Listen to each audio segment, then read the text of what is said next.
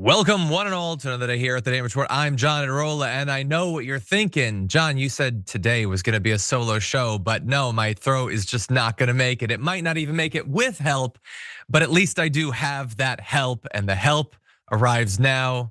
Yaz, how's it going? Good to have you here. Going really well. Happy to be here to help out.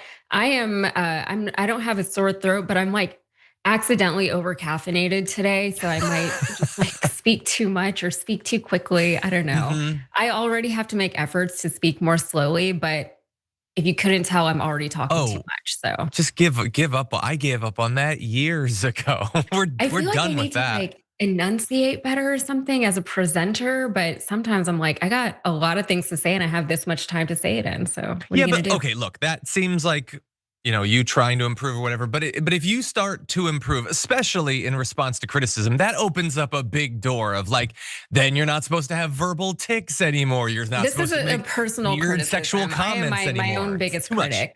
So you know. But thank you for stifling my efforts to better myself. Don't worry about the speed. YouTube lets you slow down the video if we're talking too fast. You can always do that. But anyway, very glad to have you here. Yaz is, of course, a host, a content creator, a small business owner. I've recently learned, so that's awesome.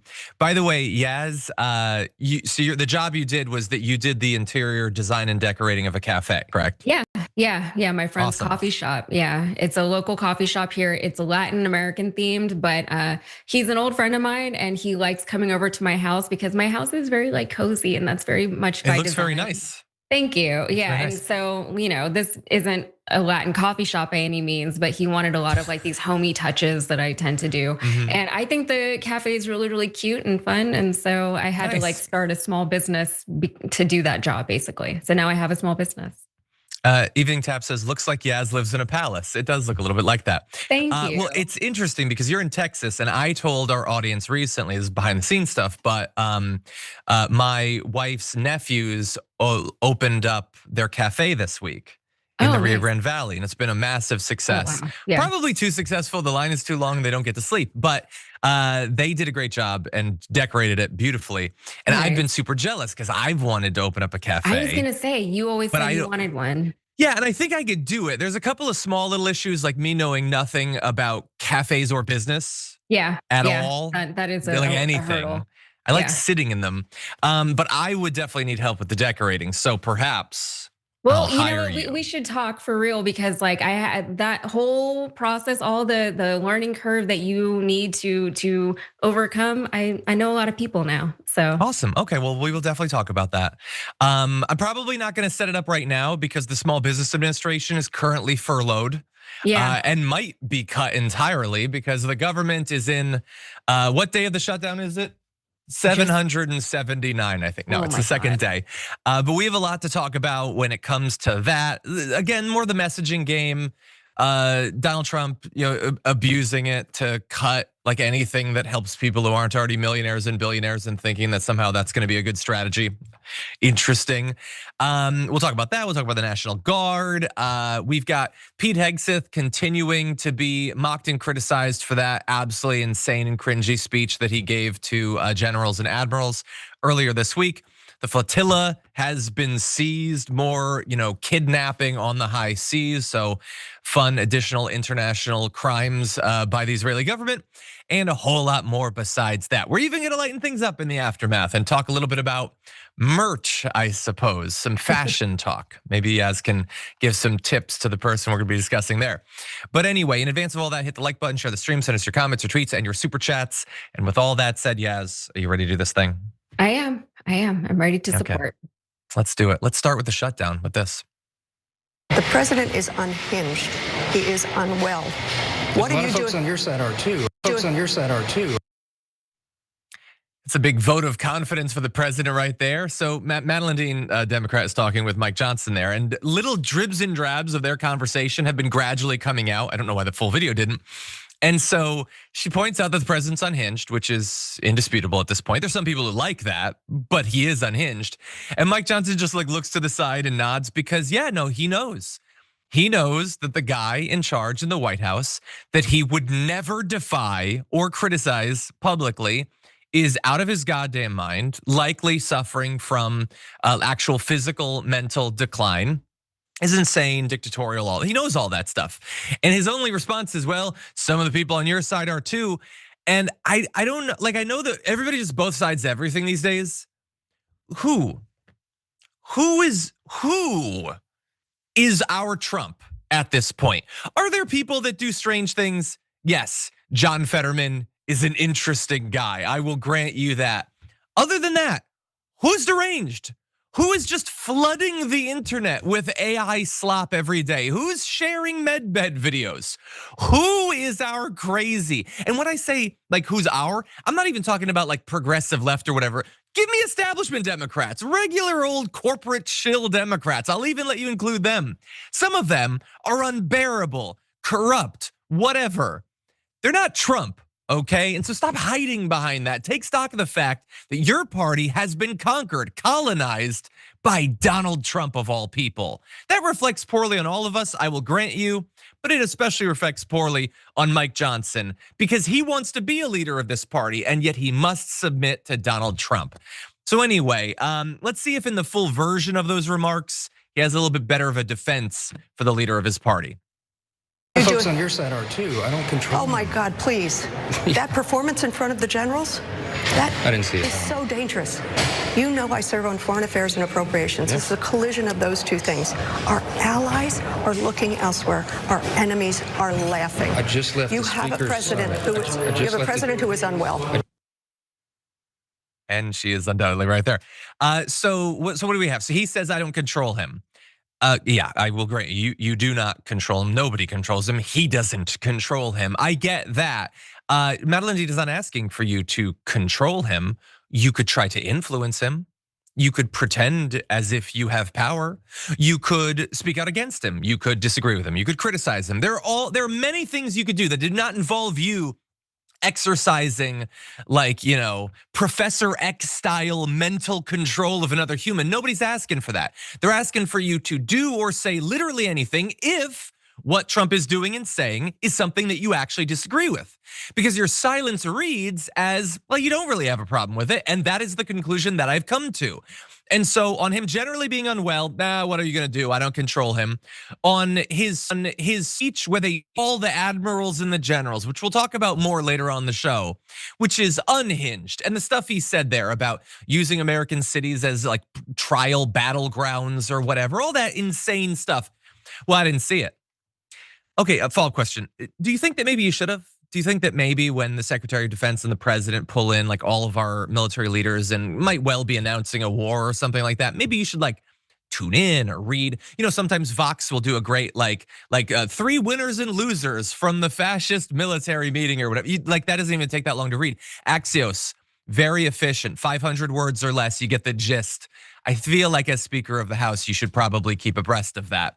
But just in case he didn't see it live, we are gonna just remind him for later viewing of what actually happened there. Identity of the Department of War. I love the name, I think it's so great. I think it stops wars.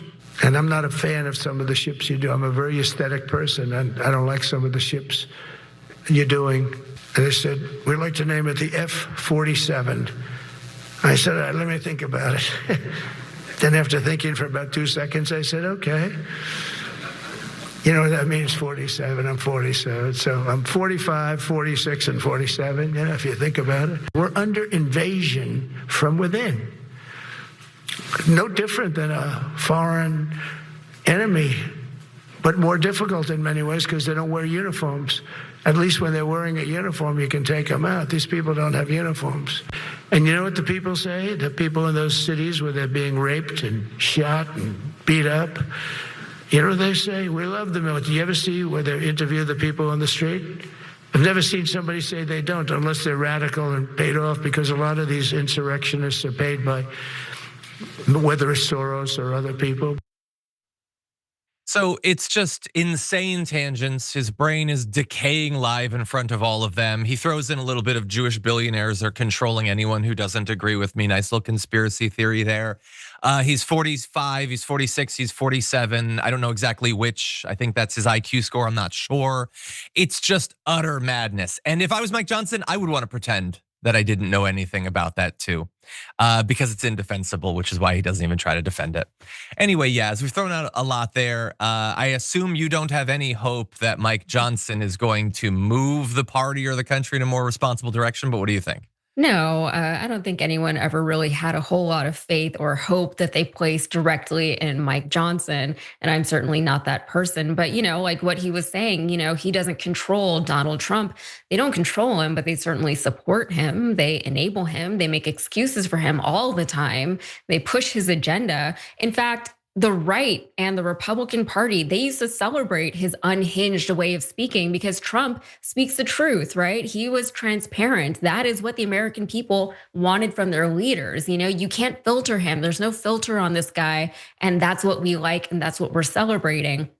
And now, just a few years later, this is what that has manifested as. And to be fair, he wasn't that far off from this over the last few years. He's always been unhinged on social media. He has always said strange things to the press at his rallies. He tweeted out "Covfefe." What was that? Was he president when he said that? I don't even know. And then it just went away like that. Like whatever. Yeah, I said it.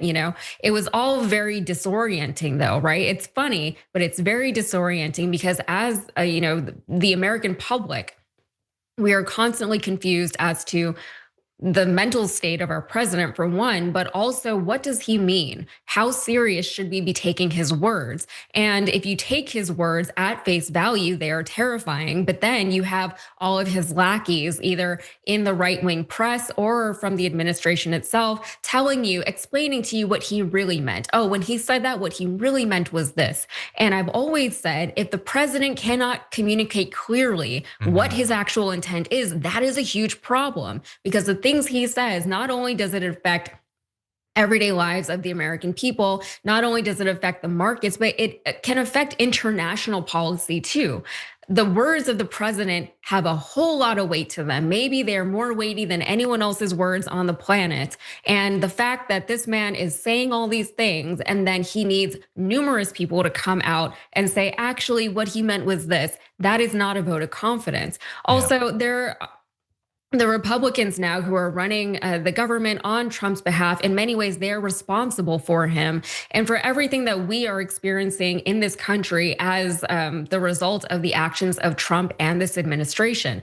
Everything that is happening right now is what Trump wants to happen. It's what the Republicans want to happen. It's what the Heritage Foundation wants to happen. So even though Mike Johnson is trying to say, oh, you know what, I can't control him, he is very much complicit in everything that is happening. And Trump is not doing anything that the Republican Party is not happy about. Also, one last thing, John, it's a very small gripe, and I know this isn't the point, but an invasion from within, I don't think that makes semantic sense. No, it does not. That's it. No, he just means that we have people who don't support me in this country.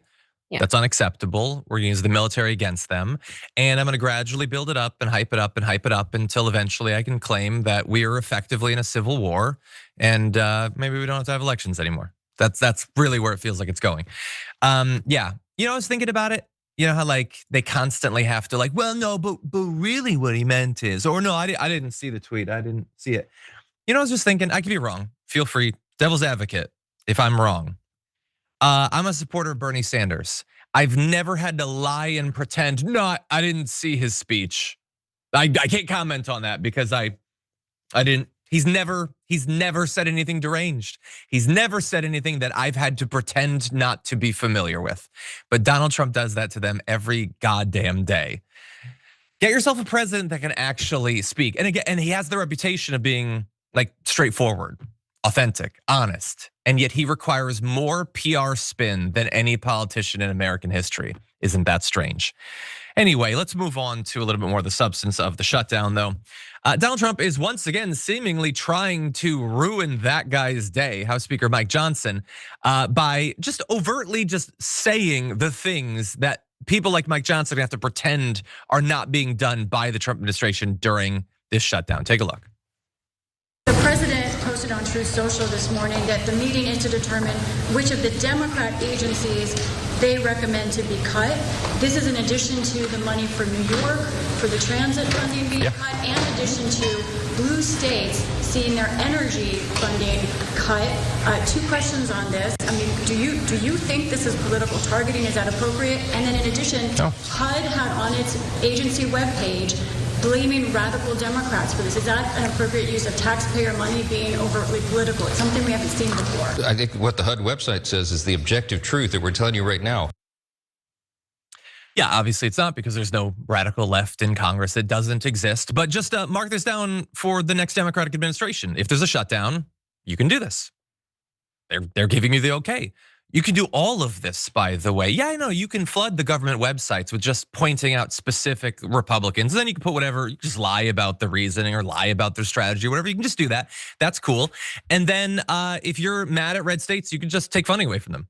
The Republicans are all saying, yes, you can do that. We're doing it now. And then Governor Gavin Newsom can just F over Texas or whatever. Sorry, Yaz, but your state might have to suffer a little bit because you can do that. You can do that. And then you can say you're doing that as the president over and over again. And then you'll just send out the speaker or whatever, be like, no, it's not political. We're just gonna take funding away from Florida. We're gonna screw them over really good. And you can just do that now. They are telling us, and they will be telling us for years by the time another Democrat gets in charge, that this is how it works right now.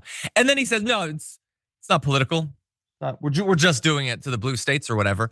And there might be some Republicans or MAGA that would be watching this thinking, well, don't worry, you're never gonna do it to us because there's never gonna be an election again. Or I don't care, they're only effing over the blue states. I need you to try. I know that you don't have the capacity for empathy or compassion, but like pretend. Okay, use ChatGPT if you need to. Republicans seem to love AI. Do you understand that those blue states are like 50-40 or 60-40, 55-45? Maybe they're 70-30. Every single one of these blue states has millions of Republicans living in it. Every one of these blue states has millions of people who love Donald Trump, who vote for Donald Trump. They wear the hat. And Mike Johnson's like, yeah, screw him. Shouldn't have lived there, I guess. Like there are more Republicans living in California than in most red states. You understand that? Like I get that they're not in control, but you could pretend to care about what actually happens to them. But they're not. And again, setting up great strike back from a future President Buttigieg or President Porter or whoever it happens to be. And Trump is being very clear that he wants to get as much out of this as he can, saying Republicans must use this opportunity of Democrat forced closure to clear out dead wood, waste, and fraud. Billions of dollars can be saved. Make America great again.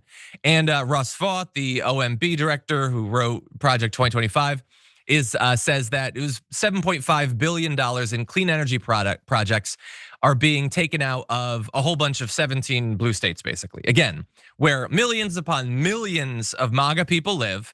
Russ Vought says, screw you, I don't give a damn. Screw your job, screw your economy, screw the cost of electricity where you live. You lived in the wrong state, so you could go straight to hell. That's what the head of MAGA are telling you. And again, like I don't know if the Democrats will do this, if turnabout will be fair play, but all the norms that normally you'd never post on the websites blaming that's just not a thing that would happen. But now it is going to be the most normal thing in the world. What do you think? Yeah, well, first of all, Trump doesn't even have to do a whole lot here in Texas because our governor is a Trump lackey who loves to comply in advance and also to do Trump's bidding on his own, maybe without even being asked to do so. So our governor is actually targeting our blue cities himself, specifically Houston, which is where I am, in much the similar way that Trump is targeting other American cities across the country. So there is that. That is fun for us here. But these norms, as you were saying, like nothing about this is normal. It's all very, very strange. I know that there's other stories that we're gonna touch on later on in this show, but just the fact that so much of this is being publicized, the fact that, Pete Hegseth had that weird meeting with all of the generals and we saw so much of it, right? All of these things used to be kept public for better or for worse, right? Well, all I'm saying is that these are very, very unusual times, but it seems as though a lot of things that used to be kept from the public, things that were confidential, things that just didn't need to be publicized necessarily are being publicized because what they're trying to do is create an environment of chaos and fear and uncertainty for the American people. And it's not just an environment anymore of these things, specifically of uncertainty, but things are very uncertain right now for the American people. There are new tariffs coming out all the time, tariffs that are going to target lower and middle income families. For example, why are they putting a tariff on furniture from IKEA? Who buys furniture from IKEA? People who can't afford to buy furniture from anywhere else but IKEA. No hate to IKEA, by the way. Like, they have some good stuff, but at the same time, all these things are directly impacting families, bottom lines within households, right? The farming issues, everything's going on with American farming as a very direct result. I feel like we should emphasize that point. A direct result of these tariffs, all of that is affecting people, their grocery bills, the things that Trump promised them that he was going to fix. That's why people voted for him, because the eggs were too expensive. All of that stuff has gotten so much worse under this administration in just a few months, not even a year yet of the Trump administration being in power. And one can hope that these people who voted for Trump, because specifically things were too expensive, that they will start to kind of understand that he's not doing what he's saying. And if that is their big waking up moment, then let it be that. But on top of that, right? All these other things, the way that he's targeting cities, the way that he's cultivating this environment of fear, the way that, we're getting tweets from Kash Patel, the FBI director, giving us updates on what should be like a closed investigation under any other FBI director. The fact that we're living in this very strange time and things feel off to people, all those other things, you can isolate yourself within your bubble at home and just pretend that it's not happening, or pretend that it's not happening to you, or pretend that it's not going to impact the country that you live in and what it means to be an American. But, those egg prices might get you. Yeah. I hope they're paying attention. We've been covering some stories like that recently. I just want to end by saying, so like if we could bring up graphic 3 again. Roosevelt's like, yeah, screw those states, man. You didn't vote for us. But like, do you guys get that you would ideally like them to vote for you at some point in the future? I mean, like, sure, maybe Connecticut's not gonna go red in a presidential election, but like, you guys pretended to think you could take New Mexico. New Hampshire's on that list.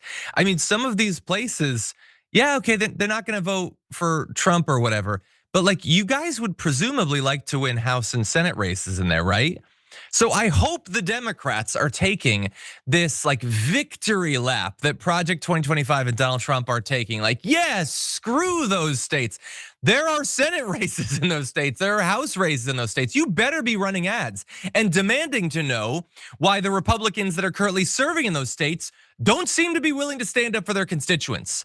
They are willing to see their states get effed over because, well, I don't want to say anything about Trump. I got to support Trump or whatever. Trump didn't send you to Congress. Your damn constituents sent you to Congress. And so I really hope that people are going to be getting as much out of this as possible in terms of advertisements. In any event, one final thing. If we could jump ahead to graphic 5, Gavin Newsom sent this out, which I have fun with Gavin Newsom's social media stuff, but I really would like to see less AI in literally everything I see. But the tweet says, Trump Marie Antoinette says no health care for you peasants, but a ballroom for the queen. And the reason he's saying that is they're still gonna be working on the ballroom during the shutdown, when basically nothing else is happening. I gotta have my fancy dancing place.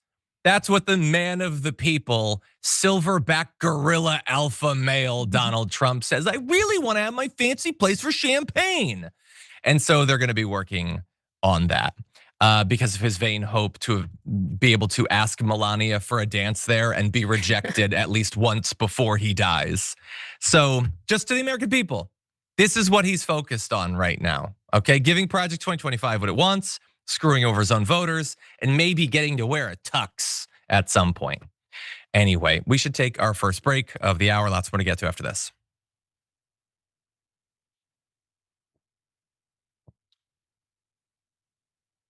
By the way, I don't know about all of you out there, but like when I see a headline like clean energy programs canceled or whatever, it doesn't even faze me anymore. I just assume until that hits zero, literally nothing productive is going to be done. I don't believe they were ever going to fund those programs. Like, yeah, Roosevelt was just going to like watch as like windmills are set up and coal maybe dies away. No, they were never going to do any of that stuff. Just assume everything is going to be maximally terrible for the next couple of years or whatever. And then we have a chance potentially to right the ship, to actually have America work again, have it be productive again, actually give a damn about the health and security and well-being and financial situation of the American people. But I've given up for now. I don't know, are you more productive? Are you more optimistic, I should say? Yes, at this point. I exist in a very strange place right now where I am kind of cautiously optimistic, but I'm just gonna say, like, there are some people in my lives who serve as like benchmarks for like where like Republicans stand. And as far as I know, they haven't budged yet. But I am seeing some very encouraging things on, online forums and in social media posts and things like that. Actually, did you see what the CDC posted on Instagram yesterday? What's that? It was a very, very propaganda message, like Trump is trying to reopen the government for you and the Democrat-led shutdown, blah, blah, blah. And this is from the official CDC Instagram page. And all the comments on that post were very encouraging, I will say. I don't like necessarily trust a lot of what I see on social media these days anymore, because you never know, everything is kind of AI and a bot. But it was very encouraging to see people calling it out for what it was as propaganda. Good. Yeah, and look, the polling is bad for Trump. Independents don't like what they're seeing. A few Republicans have moved away, but a lot of these people just don't like there is nobody like as deep in a cult as these people at this point. If you still support him at this point, there is nothing that could get through to you. The literal cover-up of the Epstein files did not get through to you. You guys were ready to shoot up pizza parlors a couple years ago to save the kids. And now you won't even tweet at Trump, hey, you said that you'd release the files. Could you actually do that? You won't even do that at this point. Anyway, Tio points out in the members' comments, the blue states pay more in taxes than the red states do. That is true. Salt of the Union says, John's been very disciplined so far. He's been edging on saying President AOC for almost 20 minutes. I try to mix it up, okay, in my examples, because I don't know. Also, why would I assume a progressive would ever get elected president? The Democratic Party is very good at weeding that out. Can't seem to do anything to stop the Republicans, but they can stop an actual progressive or a populist in their tracks. Don Data Dragon says there's a massive military presence here in Washington. He's screwing scores of veterans and active duty troops. The colder east side of Washington is where those Republicans tend to live as well. So they're going to pay substantially more than Seattle, who's a milder winter. This is a backfire. I assume that's a reference to the cutting of those the clean energy programs, I'm assuming. Let's see, Yoda, member 55 months says, I just want to shout out whoever on your team uploads the TYT videos to members only on the TDR channel. Just want them to know that every morning having those videos makes my morning way better. That's awesome. I don't know, do we know exactly who is responsible for that for our channel? I'm not sure. Might be Helen. I'm not sure. Maybe producer Ashley will let me know. Yvette, member for 12 months says, if you live in California on November 4th, vote yes on Prop 50 so the Democrats get more seats in the House. I agree.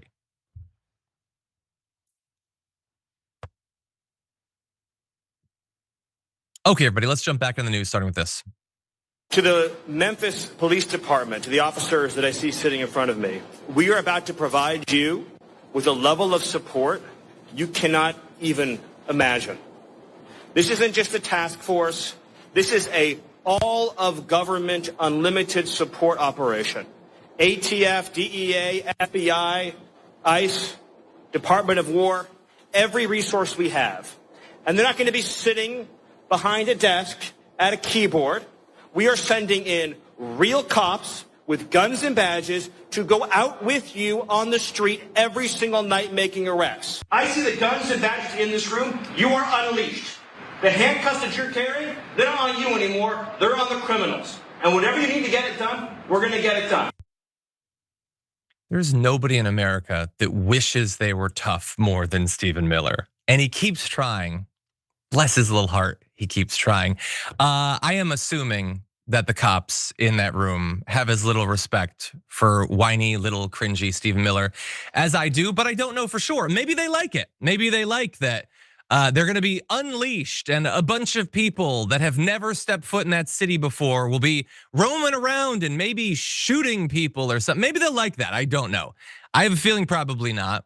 And he says they're going to get unlimited support, more than they could hope for. But of course, a lot of that isn't even going to be paid support. The National Guard that they're going to be forcing to go there during a shutdown won't even be getting paid. So we'll see how well that works. But again, despite Memphis, like all these other cities, not asking for this help, not asking to be conquered, not asking to be part of the normalization of the United States military from the Department of Defense, which is what it's called. I'm not going to use your preferred name, Stephen Miller. I don't respect you. Like, they're not asking for this. They don't want it. There's going to be lawsuits, but it is being forced on them. They are being attacked by their own government, and they're just the latest city, them and Portland, and it's just now spreading in every direction. And the idea is supposed to be that because Stephen Miller has always fantasized about other people being hurt and that making him feel strong and virile and everything, that Memphis should be excited about that. But I'm not sure that that's the case. We know that people don't like their cities being invaded by an occupying force of the federal government. And so it is possible that these Memphis cops will know, like DC cops have learned, that it is a really great way to lose what remaining respect or admiration you have from the people who live in this area. Seeing you marching around with these masked ICE officers, brutalizing people, denying their rights, breaking up families, ruining these communities is a great way to turn the civilians against you. We'll see, maybe it'll work better miraculously in Memphis than it has in these other cases, yes, but what do you think? This is, like the Stephen Miller of it all. Who gave this man so much power and authority to where he is making speeches to the American people or to our administration, telling them how he's going to take over all these American cities. A lot of the very, the more racist rhetoric, the more inflammatory rhetoric that we've heard from this Trump administration has come directly from Stephen Miller or at his direction. He was a loser in high school and he's still a loser now. Even for the Republicans, like, he has to be embarrassing for them to be associated with. Word is that on the Hill, no one actually likes him. Even his wife seems to prefer Elon Musk to him, and that's got to do a number on someone. And you have to wonder, if somebody just loved him, if he just had like a good friend, would that have made a difference somewhere down the line? But that aside, these American cities are doing things, which is very encouraging to see them fighting back against what is happening in their cities. I know you're in Los Angeles, and I remember you were saying, like how literally invasive it felt to have these people in your city, and I can't imagine. I might not have to imagine soon because I am in Houston and our own governor is going to do it to us here, But at the same time, you do see videos on social media of people in Portland who are fighting back against these ICE agents. They're driving them away. Actually, they're successful in doing that. In DC, they got them to leave part of town because they were just harassing them back. They're just shaming them. They're unabashedly shaming these ICE agents for having their face masks up all the time and for pointing out to them how ridiculous they are and how they are the bootlickers who are wearing the boots. They are the boots on the ground. And it's also ridiculous. And it's hard to imagine how someone who would want that job would actually, just have any kind of sense of masculinity about him. Because let's be real, these are men who are doing this, and they don't strike me as very strong-willed men. Like, they really are trying to feel masculine and to do all these things to be like, oh, we're so big and tough, but your faces are covered. And I thought that masks, like, you couldn't breathe in a mask. A few years ago, that was what we were hearing from all of you guys. And then on top of that, there was somebody in Portland who was antagonizing one of these ICE agents.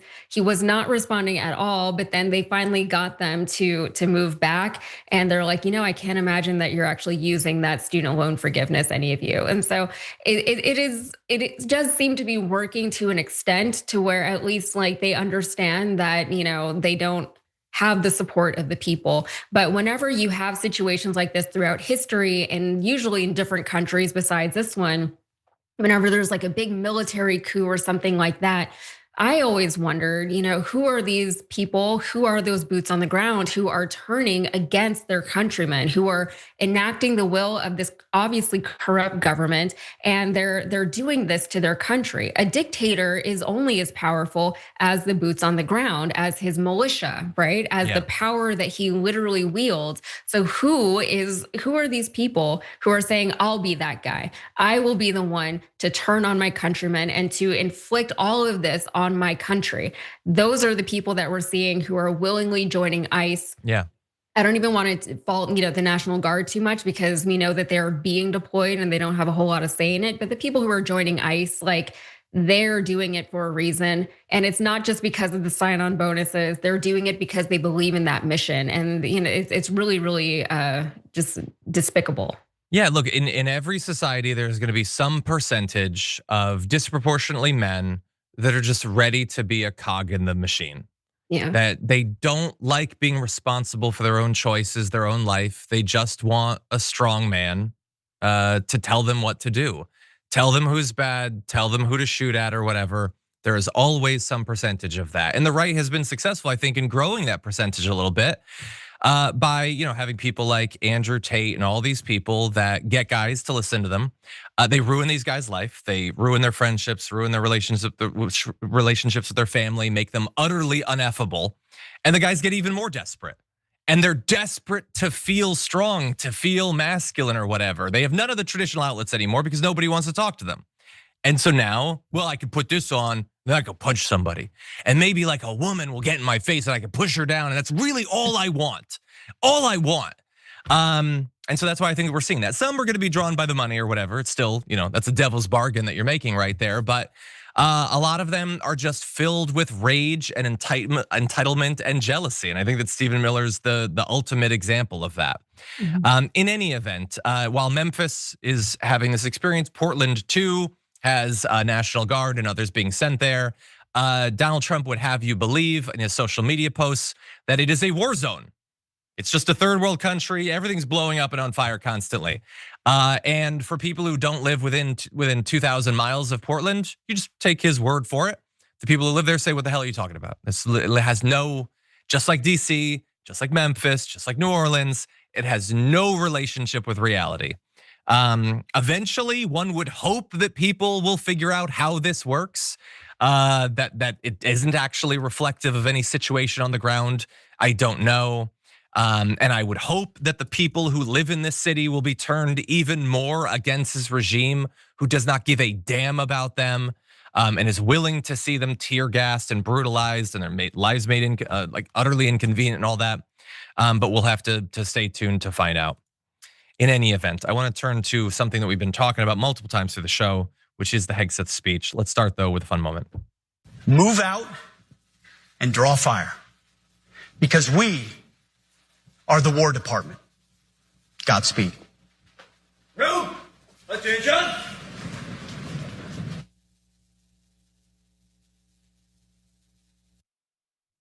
A couple of years ago, I wouldn't have gotten such a laugh out of that, but I've been made petty by the times. And so when he ends his speech and he's like, you did it, Pete, you did it. Look, you did it. And then there's silence. Silence. You could hear his heart break. And he looks down and then he walks off because he thinks it's gonna be like when Dwight did that big sales speech on The Office and everybody's freaking out about it. He thought it was gonna happen. No, dude, you're not cool. You're not awesome. They don't respect you at all. So that was a fun moment. He was expecting applause. He got absolutely nothing.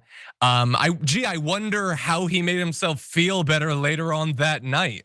Pity the hotel bar. But anyway, the reactions from outside the room, I would say, have been even more negative than those inside, particularly from female veterans who I think at this point are sick of the years that he spent as a daytime talk show host, bad-mouthing them, implying that their service is no longer wanted or needed in the US military.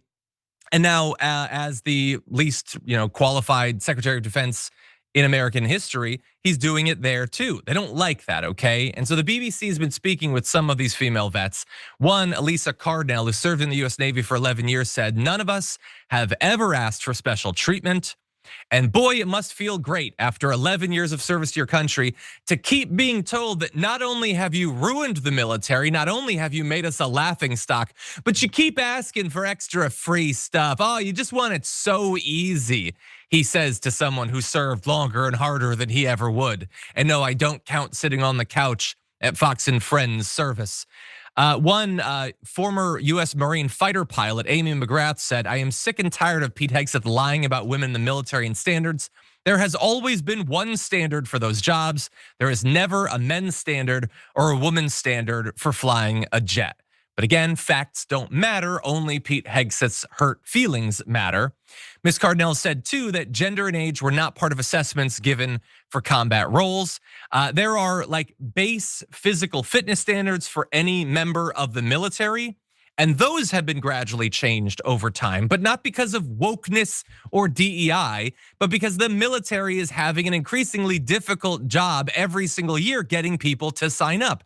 In no small part because American physical fitness generally is not good, but also because look what the military has been, like what they've been asked to do for the entire lifespan of most of the people being asked to join it. It almost seems like Republicans just invading countries left and right doesn't inspire a lot of people to want to grow up and then eventually join the military. In any event, there's others. Senator Tammy Duckworth said for a guy who's not qualified for his own job, it's pretty discriminatory to talk about women who are qualified to do their jobs. Exactly. The DEI for drunken Fox News hosts that's led to the staffing of the federal government is not necessarily going to create a lot of confidence. Some Republican, or some, I should say, some female veterans like Pete Hegseth, or at least they need to say that they do so that Trump won't tweet about them. One is Nancy Mace, who graduated from the Citadel, the military college. She posted on Twitter, "Our enemies don't fear diversity quotas, they fear American firepower." Of course, nobody was saying that they fear diversity quotas. I don't know what point that's supposed to be. Were you expecting applause too, Nancy Mace? Were you pulling a Pete Hegseth there? But interestingly, there are some on the right that think that she's a pretty bad messenger for that. Matt Walsh said Nancy Mace was literally a beneficiary of a DEI program. She graduated from the Citadel, one of the first women to do so. If the Republicans had had it their way, she literally would not legally have been allowed to go there. Thank God in the past, some people thought, wouldn't it be nice for women to be able to also serve their nation? And at that point, people like Pete Hegseth and Donald Trump weren't in charge, so Nancy Mace got that opportunity. In the future, we'll see. It might be banned for the next generation. But in any event, Yaz, I wanted to bring you in there. It's just become so common, the bad mouthing of women serving. They're not the only group being bad mouthed, but they're one of the most prominent. Yeah, I mean, I do have to say, like, I laugh every time I see that video of Pete Hegseth at the end of his speech, and I've watched it a few times, and it makes me laugh every single time. But to your point, John, about physical fitness, I did wonder what Pete Hegseth thinks is going to happen by enacting these stricter physical requirements for service people, or I guess just for service men. Does he think that everyone's just going to start pumping iron and cutting carbs all of a sudden, just fixing everything that's wrong with like why Americans have gotten more overweight than they were in past decades? Or are they willing to just cut even more people from this giant military operation that they're simultaneously trying to build up? If you have stricter standards, you're going to lose more people because they're not going to be able to meet those standards. That is normal. He's already cut transgender people from the military. He's now disincentivizing women from joining the military. That is a chunk of military people, right? And if we're supposed to have the biggest, baddest, scariest military on the planet, it says something whenever you're trying to just cut people, especially when you're trying to cut people arbitrarily, right? These women who are serving in the military, as well as other groups who have been targeted, they're obviously capable of doing so because they have been doing so for this entire time. Whether or not they're in combat or not, there are many branches, not literal branches, but there are many different aspects and jobs that contribute to the overall efforts of the United States military. if you want, just let them do that. But why are you demonizing people for things that they don't need to be demonized for? And why are you, as the Secretary of Defense, right? Not war. He's so cheesy. He's so lame. But like, why are you, as the Secretary of Defense, trying to make your job more difficult by cutting people, right? I think in his mind, he thinks that he can do more with less, as if he, in his mind has 30 Spartans instead of like all these other like farmers who are trying to cosplay as soldiers. But I think you might be overthinking it, Yaz. I don't think he that's cares the problem. at Yeah, all. it's just like they're just not thinking about anything, and it's hard because we want to make sense of things that make no sense. Like I feel like that's a natural reaction. It's like, okay, well, maybe he was thinking this, maybe blah, blah, blah. There is no sense to it, right? A lot of the things that he said made no sense. And that is what it is. They just make no sense. There is no foresight. There is no overall game plan here. He is just trying to assert himself as this big bad dude. He spent so much money, of military money, assembling all of these leaders, which is dangerous, first of all. We knew where and when all of our top level military leaders were going to be. They're all in one place. There's a reason why that hasn't happened before, because it was a dumb thing to do. It cost so much money. And now with the government shutdown, the military is service members are going to lose their paychecks, right? As of this month or November 1st. So it's really just, it's so tone deaf, but these people, like, they're not hearing any of it. Yeah, I think he is a Fox News guy. And all they know is identity politics. And so that's what he's doing. Yeah. He doesn't, how is he going to help move the military in a more positive direction? He doesn't really understand it. That's not his world. His world is Fox News, okay, for the last 10 years or whatever. And meanwhile, he's like telling these generals they need to like resist the urge to eat a donut. Put down one drink without finishing it. Pete Hegseth, how about that? How about that? And meanwhile, he's bad mouthing like gay service members. Like their sexuality is so, there's just something wrong with it, okay? They can't serve. The next time a woman says no, maybe don't assault her. How about that? Maybe exercise a little bit of self-control and discipline as you're telling all of these people to do the same, Pete Hegseth. In any event, we need to take a break. Lots more to come after this.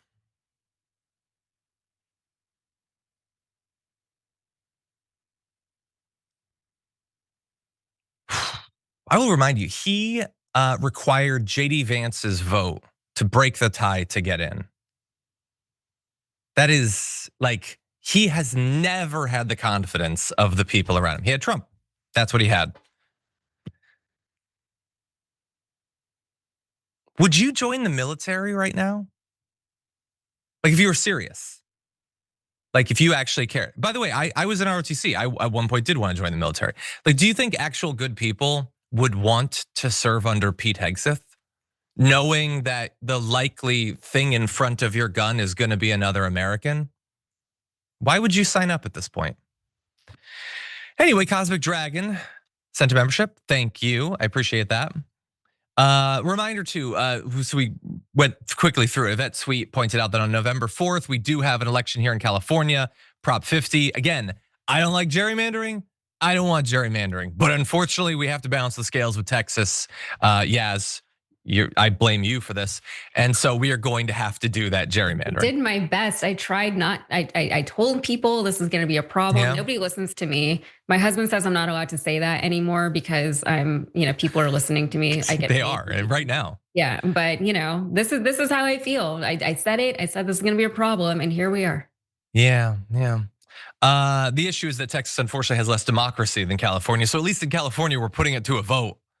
They're just like, no, we're just doing it. Yeah, they just did it. True. Again, man, they despise anybody who lives according to them in the wrong state. All the Democrats, Texas, it's like more than 40% vote Democrat. No, you don't get any representation. Okay, then I guess we can do that here too. Yeah, and at some point it used to have some kind of solace to be in a blue city in a red state, but no, especially in Houston. Like they target Houston a lot because it's so big and we have the biggest county here in Texas, but we get a lot of interference from the state. Yeah. Igor says your new golf name should be Johnny Slice. People are still suggesting new golf alter egos. Ravaging Wolverine pointed out, I'd mentioned the cafe. It's the Caffeine Library in Texas, yes. So if you're in the area, definitely stop by. It's awesome, and man, they decorated it so perfectly. I mean, I'm sure Yaz would have done even better, but they decorated it beautifully. It's awesome in there, you should see it. They have a TikTok account if you just want to take a look, by the way, the Caffeine Library. TMF Brian, member for 56 months, says, Kent State 2 getting closer. Will even a single Republican push back or just thoughts and prayers? I think the idea being there, you can't just send the US military against people, random crowds and also protesters over and over and over again, and it's just never gonna go wrong. That's not how it works, okay? We'll see. I'm sure Fox News is already prepping their monologues for why it was actually awesome that the US military massacred unarmed American civilians. Jesse Waters is going to deliver that monologue at some point in the next 2 years. CD Northstock Dad gifted a membership, which is super nice of you, thank you. Social Scientist member for 4 months says, I'm here in Memphis. They're stopping people for dirty tags and giving the tow truck company hookups, $350 to $450 a pop. They riding in plain cars. Yeah, and now people in Memphis are reminded of why these people shouldn't be in charge. It sucks, I feel really bad for them. Gabby, hey Gabby, in the super chat says, Stephen Miller's the intersection of racism and middle schooler who's still pissy that the cool kids wouldn't let him sit with them in the cafeteria. Yeah, Stephen Miller has been hurt in the past. That much is clear. Okay, we only have 9 seconds. Okay, there's a lot of other messages. We will definitely get to them in the beginning of the aftermath. But stay tuned, we got more news coming up after this.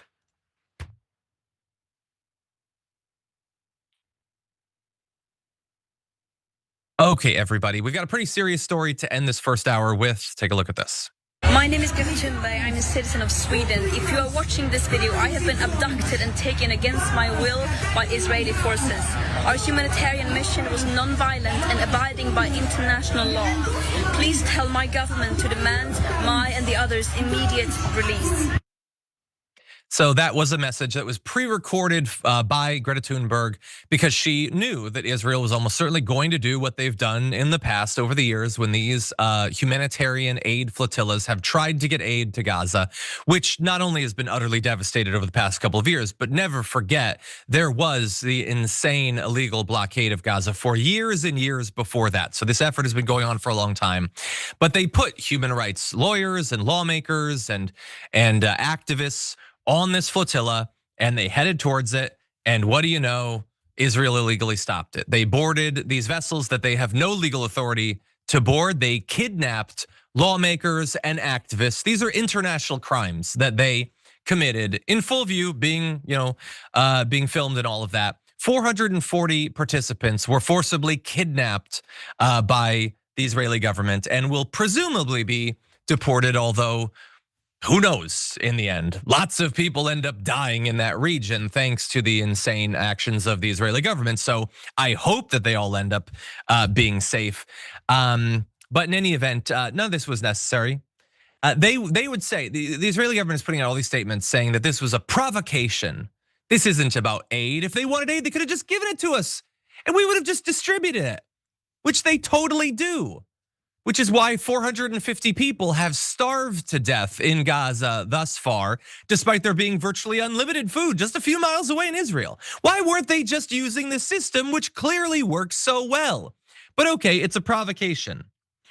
You don't think that maybe then you're kind of giving them what they want when you board them on the high seas and kidnap kid activists and then deport them?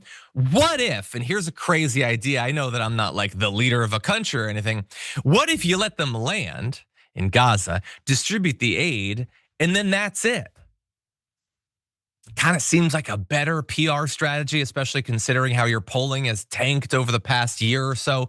But that's not what they decided to do. They instead decided to not only seize the ships, but as you'll see in graphic 3, if we jump ahead, then a little bit more just fun propaganda. They're calling it the Hamas Samud Flotilla. So it's the second word is a word that means like resilience. We're just gonna put Hamas before it because wouldn't it be like convenient to us if Hamas was doing the flotilla? I mean, they're not, but we're just gonna pretend that they are. But you're provocateurs. You're making us look bad, not us. We're not doing anything that makes us look bad. By the way, on Monday, they killed 50 people in Gaza as they invade Gaza City. 37 of them, I guess, or that might have been 20, were seeking food at aid distribution sites. Just gunned them down. Another 20 people on one day. One day. Hundreds and hundreds and hundreds and hundreds and hundreds and hundreds over the past few months. Just people, regular civilians, kids, trying desperately to get food so that they will not starve like the 450 that have starved, and they just murdered them. But Greta Thunberg, you're really irresponsible. You're making Israel look so bad. Just you, not them. Yes, I apologize. I'm being a little bit sarcastic. I don't really have a good or emotionally healthy defense mechanism for covering these sorts of stories anymore. But what do you make of all this? You know, when you're talking about these lawmakers and the activists being on the flotilla, these are incredible people. It is a terrifying thing that they signed up for. They knew what was likely coming for them. And that thing, make no mistake, it was the Israeli military, has now come for them. What we're seeing from these people is absolute heroism. And not to detract from the lead of what has actually happened, but I think it's important to talk about the fact that in this era of not just American politics, but global politics, I want people to understand that there are many ways to serve and to help and to support efforts that you believe in. We can't all be on that flotilla, but that is a good thing because some of us need to be here to tell people about what happened to the flotilla, right? There are very, different aspects, different ways where you can use whatever talents or skill set that you have to support the things that you believe in, to give back to the collective effort. Not all of us can run for office, but others of us can spread messages. Not all of us can donate money, but we can donate time, things like that. And I just want to say that going forward, every little bit of this is going to help. What these people are doing, again, incredible. They have all of my respect. I don't know if I would have been able to sign up for something like that myself. But if Greta Thunberg can do it, then she's showing all of us up. Yeah, it's just, and I'll say again as we close, it's amazing that you could have inside of the same species, the people who are willing to go on that flotilla, some of them very young, knowing that there's a chance that they will be killed. And they do it just to raise awareness of the genocide. And the impossible bravery. You said you don't know if you would have been able to do it. I even if I was younger, I don't know if I would have been able to do it. And they're just criminal scum. Blah, let's deport them. And meanwhile, Trump's in power, and Ted Cruz has government power. Stephen Miller, these disgusting, barely human creatures who have never done anything for anyone else, all for their own advancement. They have power. Meanwhile, these people are being kidnapped. I would like to, in closing, thank the Israeli military that when they stopped the flotilla, although they saw kids, they resisted the urge to shoot them with snipers. That's good. I know that goes against your training to not immediately shoot the kids. I know that it goes against everything that's been driving you inside of Gaza, but I'm glad that for once you did not shoot kids the second you saw them. So that is awesome. Good news there in a world that has very little of it. In any event, that's gonna have to be the dark end of this hour of the show. Thank you everybody listening on the podcast. We do have more to come in the aftermath, including some lighter news. So if you're watching live, look forward to that. We'll see you after this.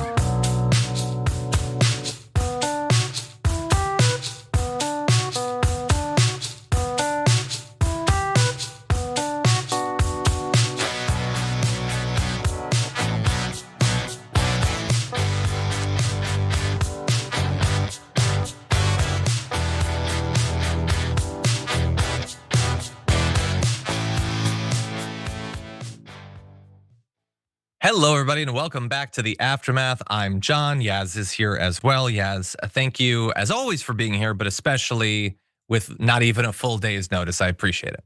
No problem. Love getting those texts in the morning that I have a much busier day than I planned on, but happy to be here. I had a tickle in my throat. I'm actually feeling a little bit better as we go. I don't know if it's the coffee or something, but it's the energy. You know, that's probably we're having a good time. We're talking about terrible things, but we're having a good time. So yeah, it helps for you that you're apparently over caffeinated. But anyway, I don't do well when I'm over caffeinated. I feel very, like, I don't know, unstable, like unsettled. I feel like when you're small, the margin of error is probably a little bit harder. Yeah, I don't know if people realize that, but even like drinking alcohol, like you have to be very aware of how much you're consuming, because it's like you can't just be frivolous or flippant about these things, you know? Yeah, you're not just like the Secretary of Defense or something. Like you don't want to be drunk. The stakes are stakes. They are. Okay, one or two comments. Antisocial Dragon with a super chat saying, I do like AOC, but I really wish you would start manifesting President Ro Khanna instead and Senator AOC. I like Ro Khanna. I do. Look, if it ended up being President Ro Khanna, that is better than 90% of the names that I could name. Out of the two at this point, I am preferring AOC, although Ro Khanna comes on the show a lot more, obviously. But I'm not going to decide exclusively based on that. Only 50% John, based on that. I almost met him in Boston. Yeah. It was at Harvard Yard, at like this restaurant in Cambridge, and it was just like me and my then fiance, and then Ro Khanna and like one of his aides, and I was like, where are we? Because like we were in Boston. I was like, is that Ro Khanna right now? And I could have just like gone over and said hi, but that day I was just like, like I couldn't be bothered. I don't know. I should have just said hi. Yeah, now you probably should have. Maybe for an even better end of the story. But anyway, we're gonna go with what we've got. Okay, lots of news to get to. Let's jump into our first story. It's frankly despicable that you're trying to suggest that it's inappropriate for Jared Kushner, who is widely respected around the world. Yeah, it's not despicable to do what the reporter was doing, which was suggesting, or maybe going beyond just suggesting, that Jared Kushner has used the fact that he is close to the president of the United States to profit in the Middle East, profit massively. He is drawing in millions upon millions of dollars himself, not based off of being widely respected or whatever lie Karoline Leavitt's going to say there, but having had worked in the White House and still having the ear of the president. That's it. In Jared Kushner's defense, Donald Trump got given like a $500 million plane by elites in the Middle East to influence his policies. Why shouldn't Jared Kushner benefit too? But anyway, she's very shocked that you would point out that the griftiest regime in world history would grift this badly. And so here's her full answer. We'll see what she does with it. How did the White House decide that it is appropriate for Jared Kushner to be working on matters that involve Qatar, the UAE, and Saudi Arabia, 3 countries that combined have given him more than $2.5 billion for his investment firm? I think it's frankly despicable that you're trying to suggest that it's inappropriate for Jared Kushner, who is widely respected around the world and has great trust in relationships with these critical partners in these countries, to strike a 20-point comprehensive detailed peace plan that no other administration would ever be able to achieve. And so Jared is donating his energy and his time to our government, to the president of the United States, to secure world peace. Oh, no, it's world peace. Oh, it's not just regional, but world, galactic peace. And he's donating it too. I don't know, that makes sense to me because I'm not entirely sure what the word donate means. Does that mean that you do this now and then you get paid billions of dollars later? Is that how donations work? Sounds pretty good. I should start donating some stuff. But anyway, no, Jared Kushner is corrupt like all of them are corrupt. He has used his position to advance himself. He has this investment firm that has so little confidence in its potential investors that the Saudi sovereign fund was like, no, we're not gonna give him money, he's gonna waste it. And then the head of Saudi Arabia is like, no, just give it to him, it's worth it. It doesn't matter if you waste that money, we need an in to the Trump administration. And so that's what they did. And now he gets to once again be deciding things for the government, working on foreign policy, advantaging or disadvantaging some of his own business partners. Like if you're MAGA and you're not understanding how this is corrupt, can you just like pretend if it was Hunter Biden for a second, would you say it was a good idea to let him be doing this? And again, you're totally tribal. That's not actually going to work on you. But no, it's utterly corrupt. He's already made millions. He's going to make even more later. And Karoline Leavitt is doing her job in pretending not to see the corruption that is transparent to everyone else. Yaz, what do you think? Yeah, you're supposed to show, don't tell, right? You're a writer, that is how things are supposed to work. You can't just tell me that Jared Kushner is a widely respected person around the world and just expect me to believe it. I don't see it for myself. I have not ever seen it, right? It's like in Game of Thrones in the later seasons when they kept telling me how smart Sansa was now. And I was like, where? I don't see it for myself. I don't believe you, Also, world peace since when? What do we have world peace right now?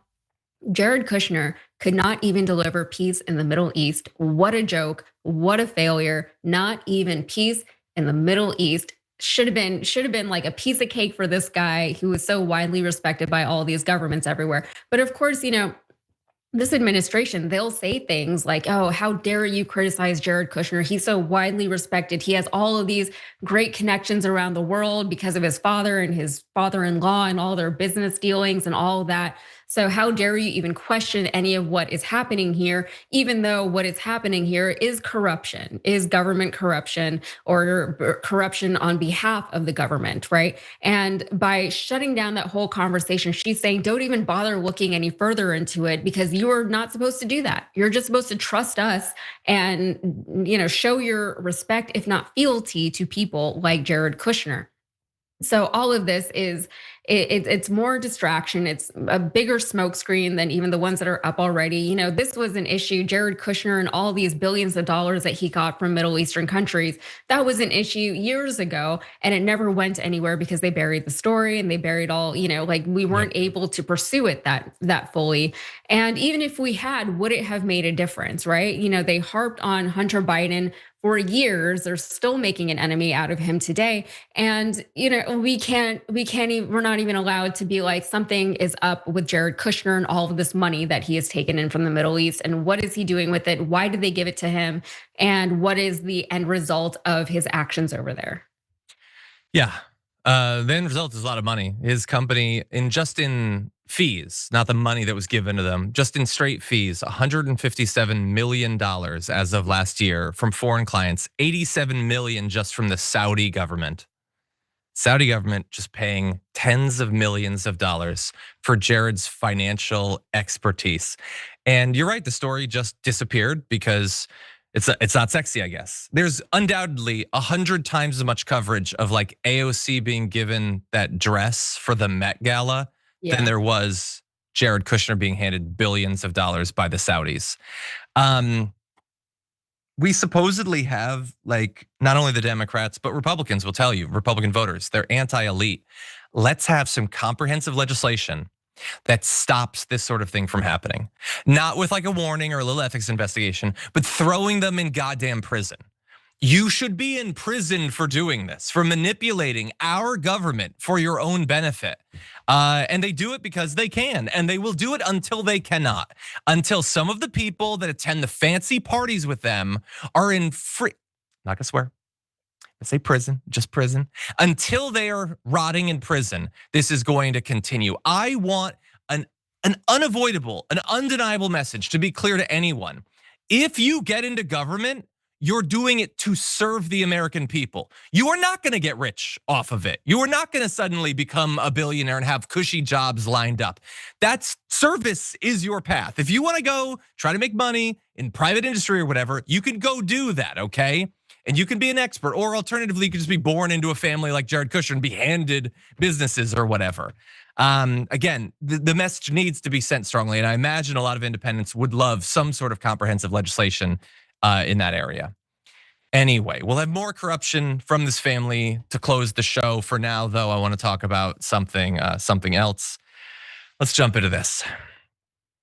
We're seeing even more consequences to our culture from the fact that we have unfortunately elected a thin-skinned fascist and his minions to the presidency. The creator of Veep, a beloved sitcom, this is Armando Iannucci, says that he has been struggling to get funding for his most recent project because it would be critical or satirical towards Trump. And apparently the donors who normally fund that sort of thing, get involved, the investors, I should say, are worried about retribution from the federal government. He spoke at the Creative UK event this week, and he said that the project would be based on Trump's speeches, and he's been warned that he's not going to be able to get funding in the US. Bear in mind, Veep ran for 7 seasons, won a ton of awards, is still in syndication or whatever.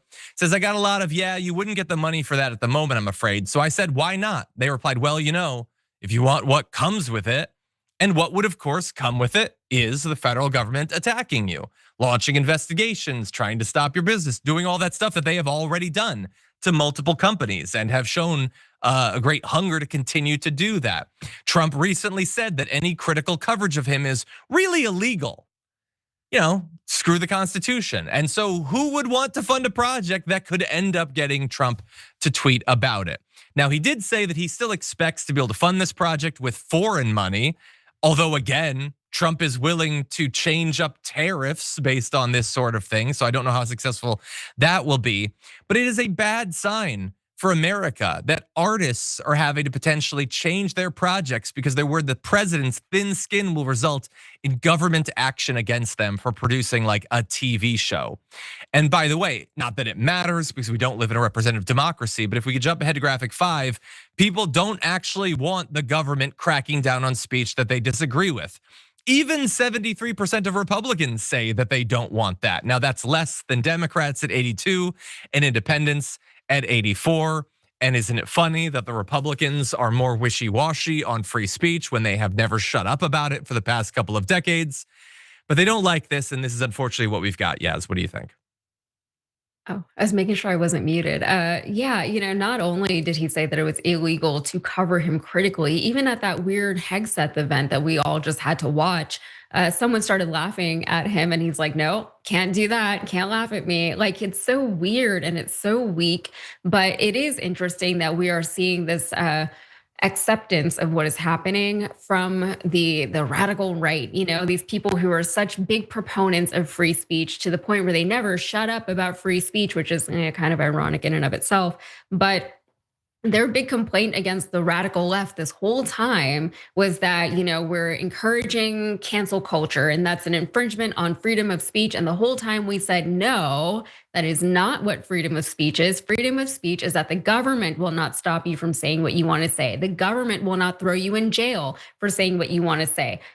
People cannot like you for saying what you want to say. That is not an infringement on your freedom of speech. People can not want to give you money because of the things that you support and because of the things you say, also not an infringement on your freedom of speech. But they never seem to understand that. And now whenever there is actual threats against freedom of speech from the federal government, from the president's own mouth, that is a real problem, right? The whole issue with Jimmy Kimmel aligned people from both sides of the aisle, even people who were not, overt fans of Jimmy Kimmel, because it was never about Jimmy Kimmel.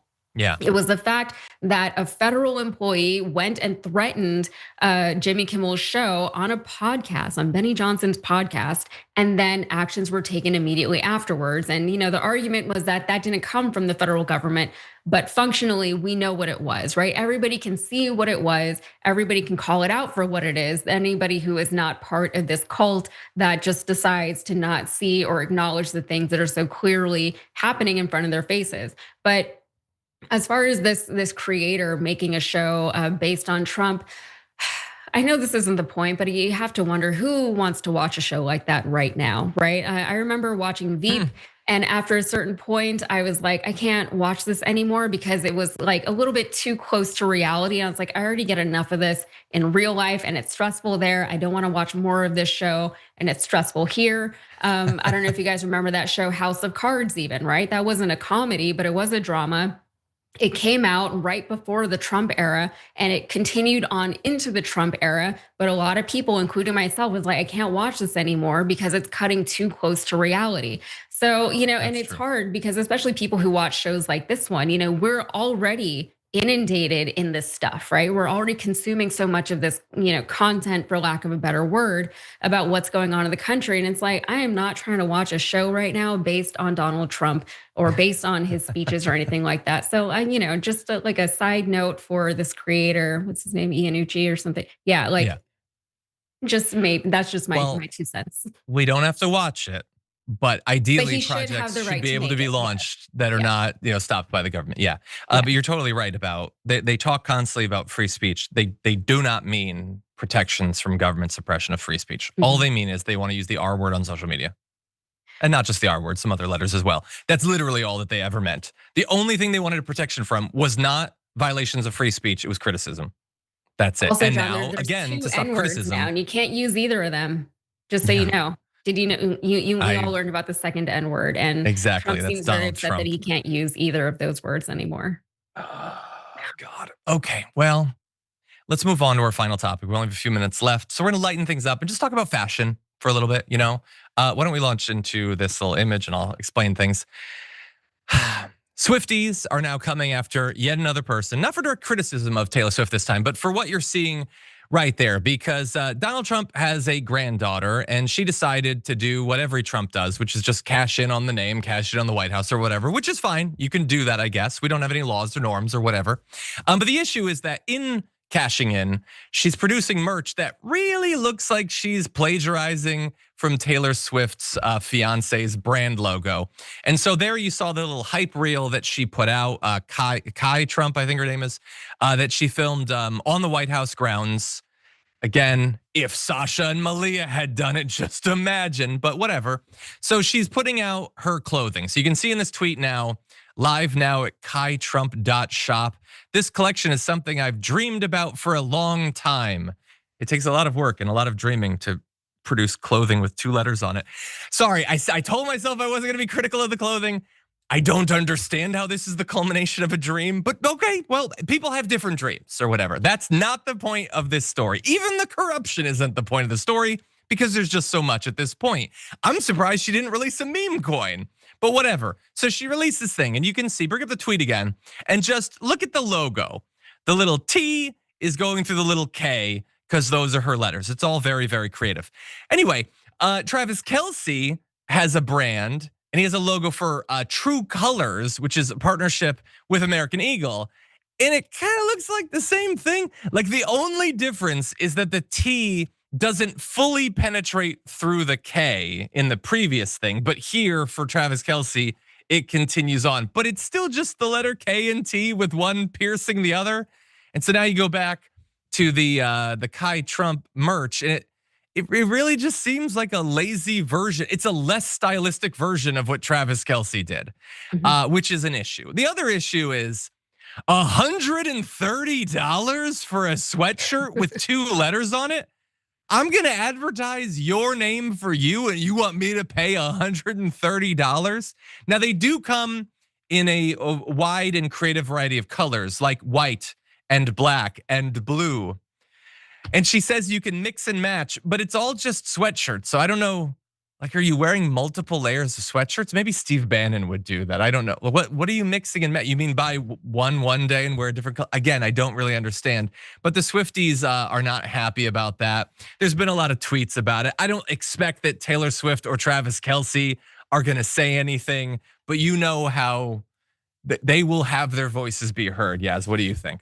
I mean, I'm decidedly not part of the Swiftie community. I know she has a new album coming out. I know that because it's everywhere, right? I can't avoid it. But I don't know, like Travis Kelce, he might have a case here because it does look exactly like his logo. So, this grifty ass family though, if this next generation buys into all of this Trumpiness all over again to the point of just like unnecessary consumerism, I'm going to lose my mind, And actually, John, when I was in LA, when I was doing the show there, you and I had a conversation about how I can sew now, right? And I didn't make this, but I make clothes now, and that's a new thing that I do. And, a big part of why I learned how to sew is not just because it is like a fun creative outlet. It's very calming, it's something to do with your hands that is not, consuming online political content all day, because that will also cause you to lose your mind. But it's an act of rebellion, it's saying, I want my own, I want custom things that fit me the way I want them to fit. I want them in patterns and colors that I want to wear.